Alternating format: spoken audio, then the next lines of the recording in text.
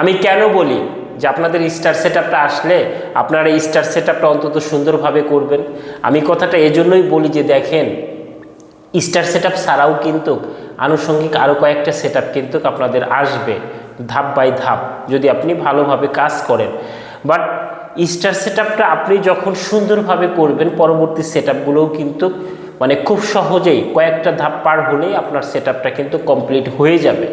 আপনি যদি স্টার সেটআপটা সুন্দরভাবে না করতে পারেন, অন্তত আপনার আশেপাশে যারা ভালো অভিজ্ঞ আছে তাদের দিয়ে আপনি করাবেন। তারপরও আপনার প্রথম যে সেটআপটা আসবে সেই সেটআপটা আপনি খুব সুন্দরভাবে আপনার সঠিক ইনফরমেশন দিয়ে আপনি করার চেষ্টা করবেন।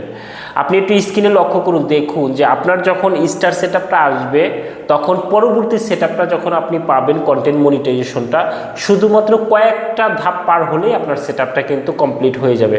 আপনি একটু স্ক্রিনে লক্ষ্য করুন, দেখুন যে আপনার কন্টেন্ট মনিটাইজেশন সেটআপটা এসেছে।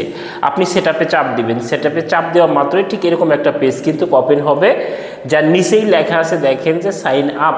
ঠিক এখানে ক্লিক করবেন। এখানে ক্লিক করলে যেটা হবে, আপনাকে ঠিক এরকম একটা পেজে কিন্তু নিয়ে আসবে যেখানে লেখা আছে কন্টেন্ট মনিটাইজেশন। ঠিক এটা যখন মানে কমপ্লিট হবে আপনার ঠিক এরকম একটা পেজ কিন্তু আপনার সম্মুখে কিন্তু চলে আসবে। তাহলে কয়টা ধাপ পার হলো?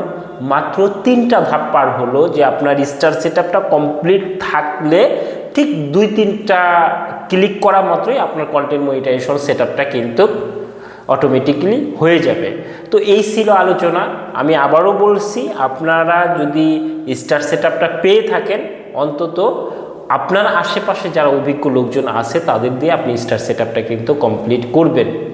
আদারওয়াইজ আপনি নিচে করতে যায়েন না, কারণ একটা সেটআপ ভুল হলে ওই ভুলটা কিন্তু পরবর্তী সেটআপেও কিন্তু চলে আসে।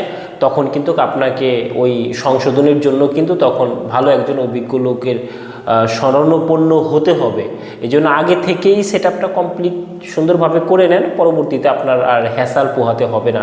তো এই ছিল আলোচনা। ভালো থাকবেন, সুস্থ থাকবেন, ভিডিওতে একটা লাইক করে যাবেন।